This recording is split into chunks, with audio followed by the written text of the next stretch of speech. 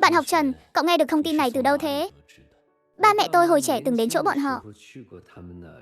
Có giao lưu với bọn họ rồi. Tôi là nghe ba mẹ kể lại thôi. Hóa ra là vậy. Thảo nào 2 lần tiếp xúc trước. Khi mời bọn họ đi ăn, sắc mặt bọn họ lúc nào cũng nhàn nhạt. Nhưng ở ký túc xá vẫn chưa uống đủ rượu mà. Cậu cứ yên tâm đi. Lần này tôi nhất định để đám người nước ngoài này ăn no uống say. Điều này thật tuyệt vời. Ngài Sitip, chuyện là thế này. Xưởng trường của chúng tôi nghe nói ngài rất có nghiên cứu về rượu. Hôm nay cũng muốn mời các vị nếm thử rượu của chúng tôi. Xem có hợp khẩu vị của ngài không. Sitip vừa nghe đến uống rượu, ánh mắt lập tức sáng rực lên. Thấy ông ấy nói gì đó với trợ lý bên cạnh. Bạn học Trần, Sitip nói vậy là có ý gì? Chú Vương, chú chuẩn bị tinh thần đi nhé. Sitip đi gọi người đến uống rượu đấy. Chú với các chú khác tửu lượng ổn chứ à? Yên tâm đi, người chú mang tới tửu lượng đều thuộc hàng cực phẩm cả. Bạn học Trương, lát nữa cháu cứ đứng một bên không cần uống đâu. Chờ khi bọn chú uống hăng rồi, cháu hãy lấy hợp đồng ra. Chúng ta cố gắng ký được hợp đồng trong lần này luôn. Yên tâm đi, cháu cũng không muốn đến lần thứ 2 đâu. Thật ra là tôi lần đầu đến đây. Mọi người ở đây làm tôi ngưỡng mộ. Tôi sẽ hỗ trợ các bạn tốt nhất có thể. Nếu mọi thứ hoàn hảo thì tôi sẽ cử người qua hỗ trợ. Này cô gái thấy sao? Dư Tiểu Tiểu. Cậu sao thế? Ăn cơm xong là cứ im hơi lặng tiếng vậy. Khó khăn lắm hôm nay Trần Minh Hào mới không đến. Cậu không nên vui mừng sao? Tôi đang nghĩ gì nói Trần Minh Hào đã bận xong việc rồi. Vậy tại sao anh ấy không đến trường nhỉ? Điều này không giống tính cách của anh ấy chút nào. Cậu không sao chứ? Cậu còn mong Trần Minh Hào đến cơ à? Thỉnh thoảng lười biếng một chút không được sao? Giờ tôi cứ nhìn thấy sách vở là đau đầu đây này. Tình trạng của cậu tôi thấy cũng chẳng khá hơn tôi bao nhiêu đâu. Sao cậu chịu đựng được Trần Minh Hào? Ngày nào cũng canh chừng cậu học bài hả Vương Phú Quý? Hả Vương Phú Quý? Cái giác ngộ này của cậu á, nếu không phải có ba mẹ giỏi giang thì đời này cậu chỉ có nước đi xin ăn. Em là còn bị người ta ghét bỏ nữa kìa. Không bao giờ có ngày đó đâu nhé. Tôi chân tay lành lặn mà. Dù không có sự giúp đỡ của ba mẹ, sau này tôi còn có thể đi công trường bốc gạch. Không đến mức phải đi xin ăn đâu. Vậy thì cậu cũng giỏi thật đấy. Tất nhiên rồi. Thời tiết mỗi ngày một lạnh hơn. Thấm thoát đã đến kỳ nghỉ đông. Trần Minh Hào, cái chứng cức này có cách nào trị không? Gió thổi qua là đau nhức. Hơn lửa thì ngứa ngày khó chịu lắm. Cái này là do em bị lạnh quá đấy. Ấm lên là sẽ hết đau thôi. Đợi cuối tuần ba mẹ về, anh bảo mẹ đan cho em một cái mũ. Lúc đó em đội mũ vào, gió lạnh sẽ không thổi chúng em nữa. Được thôi. Không có việc gì thì đừng ra ngoài hóng gió. Cứ ở trong nhà sưởi ấm thôi. Còn 2 ngày nữa là ba mẹ về rồi. Vương Phú Quý, sao cậu lại ngồi kiểu đó? Cái ghế nó làm nóng mông cậu à? Cái gì mà nóng, tôi bị nổi cước rồi. Đau chết đi được. Không chứ, nhà cậu giàu thế mà. Ngày thường cũng đâu bắt cậu làm việc gì nặng nhọc. Cả ngày cậu chẳng bước chân ra khỏi cửa. Sao mà bị nổi cước được chứ? Tôi cũng có ngờ đâu. Các cậu nói xem, người ta bị nổi cước, nếu không bị ở tai thì cũng bị ở mặt. Không thì cũng bị ở tay hoặc chân.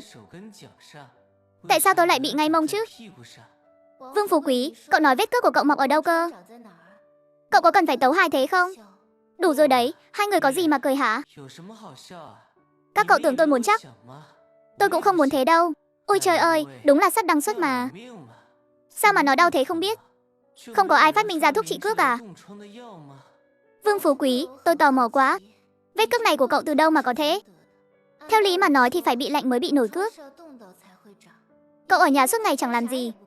Chắc chắn là không bị lạnh đến mức đó chứ. Dư Tiểu Tiểu, ý cậu là sao hả? Chẳng có ý gì cả. Chỉ thuần túy là tò mò thôi mà. Đúng đó Vương Phú Quý, tôi cũng thấy tò mò. Sao cậu có thể để vết cước mọc ở cái chỗ không ai ngờ tới được hay vậy? 2 người quá đáng lắm nhé. Tôi đã thế này rồi mà 2 người còn cười nhạo tôi. Có thất đức quá không hả? Bọn tôi là đang quan tâm cậu thôi. Dù sao chúng ta cũng là bạn học mà. Vậy tôi nói ra 2 người không được cười tôi đấy nhé. Yên tâm đi, 2 đứa tôi nhất định sẽ không cười cậu đâu. Chẳng qua là mấy ngày nay tôi đi vệ sinh hơi lâu một chút. Không hiểu sao lại bị nổi cước luôn. Nếu nói là bị lạnh thì chỉ có lúc tôi đi vệ sinh mới bị lạnh thôi. Thế cậu ngồi xổm bao lâu mà bị lạnh đến mức đó hả? Mấy ngày nay thì hơi lâu một tí. Mỗi lần cũng hơn nửa tiếng đồng hồ. Trời lạnh thế này. Ngồi thì ngồi được nhưng mà hơn nửa tiếng. Thì gió lạnh nó chẳng lùa vào mông à. Tôi cũng đâu có muốn thế. Chẳng qua mấy ngày nay không biết làm sao. Cứ bị táo bón suốt. Mà tôi cũng đâu có ăn gì lạ đâu. Không việc gì thì đừng có suốt ngày ăn thịt cá. Thỉnh thoảng cũng phải ăn rau xanh với trái cây vào. Ăn nhiều rau xanh với trái cây trị được táo bón hả? Tất nhiên rồi. Thật không biết hàng ngày cậu đi học kiểu gì nữa. Cậu ấy à, thuần túy là do ăn no quá thôi.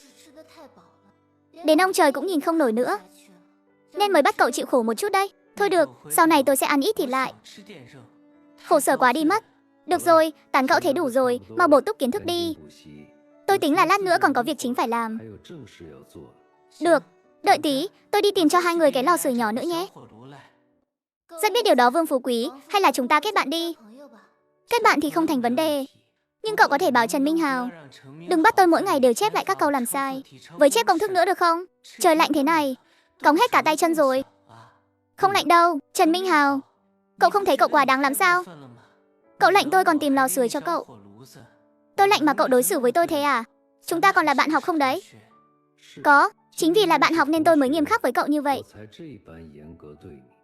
Cậu không thấy những câu cậu hay viết sai ngày thường cứ lặp đi lặp lại trong các đề thi sao? Trong đề thi học kỳ lần này có vài câu như thế đúng không? Thì sao chứ? Chứng tỏ những dạng đề này rất quan trọng. Năm tới biết đâu sẽ xuất hiện trong đề thi cao khảo đấy. Thật hay giả vậy? Cậu đâu phải giáo viên. Sao cậu biết được? Trần Minh Hào, ý anh là anh cứ bắt em và Vương Phú Quý làm đi làm lại những câu đó. Thực ra là muốn đoán đề cho hai đứa em sao? Anh cũng có ý đó. Bây giờ mỗi ngày trôi qua là ngày thi cao khảo lại càng gần hơn. Cứ ta bổ sung căn bản cho hai người. Em là không kịp nữa rồi. Muốn hai người tạo được khoảng cách điểm với người khác thì chỉ có thể đi đường tắt thôi. Tiếp theo anh sẽ kết hợp với đề thi cao khảo mấy năm gần đây để đoán đề sơ bộ cho hai đứa. Anh không chắc tất cả đều có trong kỳ thi thực tế, nhưng luyện tập nhiều cũng chẳng hại gì. Trần Minh Hào, anh còn có bản lĩnh này nữa à? Nếu những gì anh nói đều đúng thì chép thôi. Dù sao lúc trước tôi cũng đã lỡ mạnh miệng rồi, cũng không thể để năm sau mọi người cười nhạo được. Vương Phú Quý, tôi thấy nhà cậu chắc không thiếu tiền. Lúc nào cậu bảo ba cậu mua cho cái đài thu thanh nhé. Nếu cậu có thể tạo được khoảng cách ở phần nghe thì sau này điểm tiếng Anh của cậu sẽ bỏ xa được khối người đấy. Đài thu thanh hả? Đúng, đối với người bình thường thì có lẽ hơi khó mua. Nhưng tôi nghĩ ba cậu chắc sẽ có cách mua được. Mua để làm gì? Để nghe đài phát thanh à? Vương Phú Quý, cậu có thể có chí khí một chút không? Nghe đài phát thanh cái gì chứ? Mua đài thu thanh dĩ nhiên là để cậu nghe các bài đọc tiếng Anh rồi. Rất có ích cho kỹ năng nghe. Đến lúc thi nghe mới dễ lấy điểm được. Thế thì được. Lát nữa ba tôi về tôi sẽ nói với ông ấy. Nhưng mà ba tôi cũng chẳng hiểu mấy cái này đâu. Bảo ông ấy mua đồ điện gia dụng thì được. Chứ chuyện học hành này, ước chừng ông ấy còn chẳng biết cái đài thu thanh nó mặt mũi ra sao. Lát nữa Trần Minh Hào, cậu vẽ ra giấy cho tôi nhé. Để tôi đưa cho ba tôi cứ thế mà mua. Cứ để cậu ấy sưởi lửa một lát đi. Em nhìn xem tay cậu ấy lạnh đến mức nào rồi kìa. Vương Phú Quý đừng nói nhảm nữa, mau làm bài đi. Khi về đến nhà, Dư Tiểu Tiểu phát hiện Trần Ba đã về sớm. Mẹ ơi,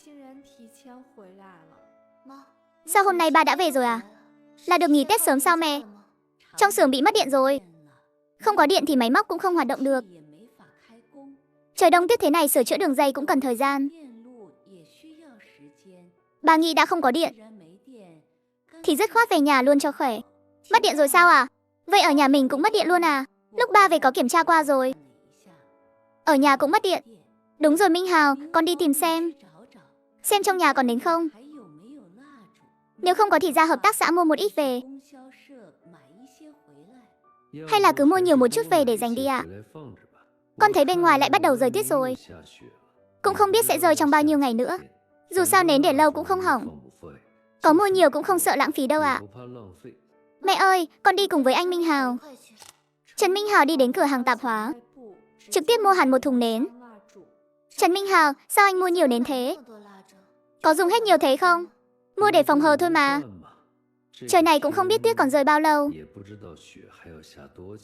Nếu cứ rơi mãi thì dây điện đâu có sửa nhanh thế được. Vậy chúng ta có nên mua thêm ít lương thực về không anh? Nếu mất điện rồi, thì lương thực chắc cũng khó mua nhỉ. Cứ về nhà trước đã, và lại chúng ta cũng không mang theo nhiều tiền. Cũng đúng, em cũng chỉ thuận miệng nói thế thôi. Lương thực trong nhà chắc vẫn còn ăn được lâu mà. Cái câu thuận miệng này của em lại nhắc nhở anh đấy. Dựa theo tình hình những năm trước, anh đoán là trong vòng 1-2 ngày tới chắc chắn sẽ chưa có điện đâu. Sắp Tết rồi, chúng ta nên mua sắm đồ Tết sớm đi thôi. Nếu không thì lát nữa, đồ đạc sẽ tăng giá hết đấy. Nghe anh vậy, lát nữa về mình nói với ba mẹ. Về đến nhà, Tiểu Tiểu đem những suy đoán của Minh Hào kể lại cho Trần Ba và Trần Ma nghe. Cũng được đấy, trời lạnh thế này còn phải mua thêm ít than tổ ong nữa.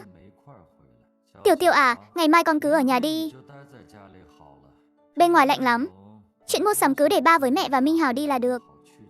Con ở nhà trông chừng mấy chậu cây mầm kia cho ba. Đừng để gần lò sưởi quá, nếu không chúng sẽ bị cháy xém mất. Cũng đừng để xa lò sưởi quá, tránh cho chúng bị lạnh đến mức bay màu. Ba yên tâm đi, dù con có bị lạnh, con cũng sẽ không để chúng bị lạnh đâu. Con sẽ chăm sóc chúng thật tốt mà. Hồi trước ông cứ bảo về khoản này chẳng có ai phụ giúp được ông. Giờ thì tôi thấy ông tìm được trợ thủ đắc lực rồi nhé.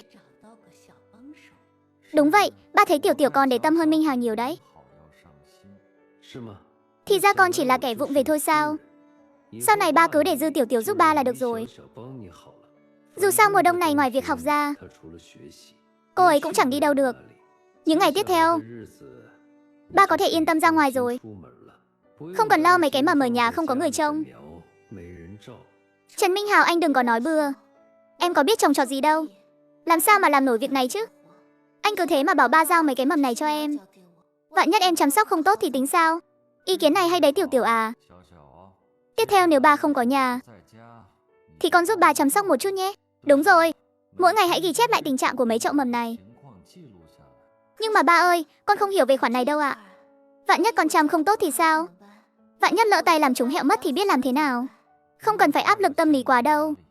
Con cứ chăm sóc theo cảm nhận của mình cho ba là được. Cái ba cần hiện tại là số liệu. Vậy nếu con lỡ nuôi hẹo, ba không giận con chứ à? Nuôi không sống cũng không sao hết. Sau này con cứ nhớ kỹ là phải ghi chép lại số liệu. Ví dụ như mất vào ngày thứ mấy, triệu chứng lúc đó ra sao, còn nữa là trồng trong loại đất nào thì hẹo. Con chỉ cần ghi chép lại những tình trạng đó cho ba là được. Ba ơi, đất không phải đều giống nhau sao ạ? Không giống nhau đâu. Lần này ba đặc biệt dùng mấy loại đất khác nhau để ươm mầm.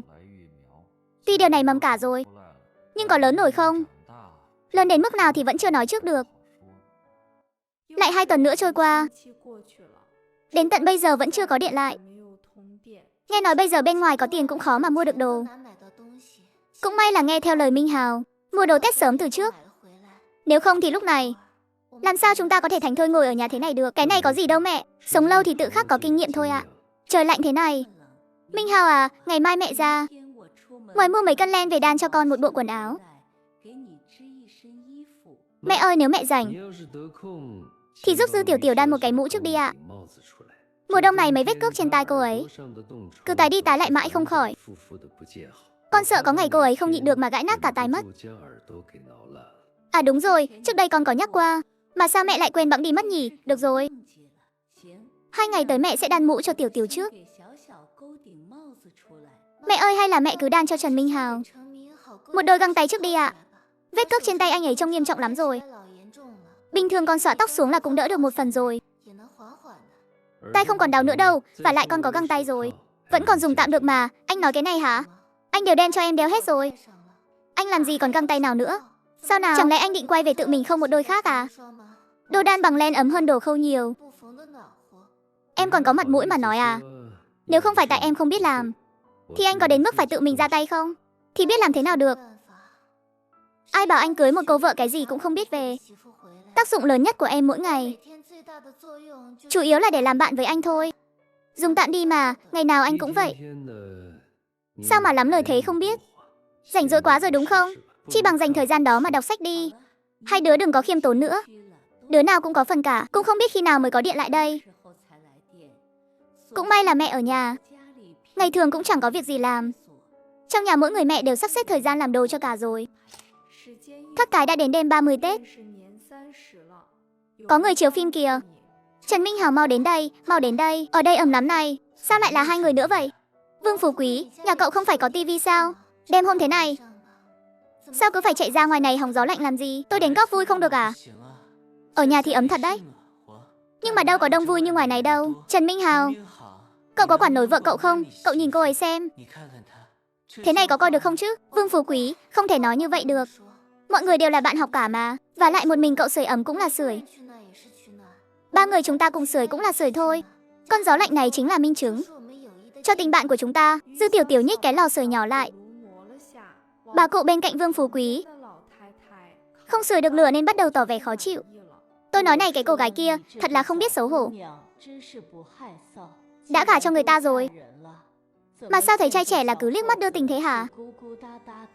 Đúng là không biết giữ đạo làm vợ. Cái bà già này bị sao thế hả? Đã đi lấy chồng mấy chục năm rồi, trước mặt cháu trai mình mà sao thấy trai trẻ là cứ muốn chiếm tiện nghi của người ta vậy? Gả đi mấy chục năm rồi mà bà vẫn chưa học được cách giữ đạo đức à? Không phải đâu. Bà già này, bà không có việc gì thì sán lại gần thế làm gì? Sao chẳng có chút ý tứ giữ khoảng cách nào thế hả? Trần Minh Hào, anh mau đổi chỗ với vợ anh đi. Tôi xích qua phía hai người một chút. Cái thằng béo này sao mày nói năng kiểu đó hả? Tao vẫn luôn ngồi yên ở đây mà. Ai lấn chỗ mày chứ? Sao mày không tự trách cái mông mày to quá đi? Một mình chiếm chỗ của hai người luôn kìa. Tôi béo thì đã sao? Mông to thì đã sao nào? Có ăn hết gạo nhà bà đâu mà nói. Bà thì không béo đâu, gầy như con khỉ khô ấy.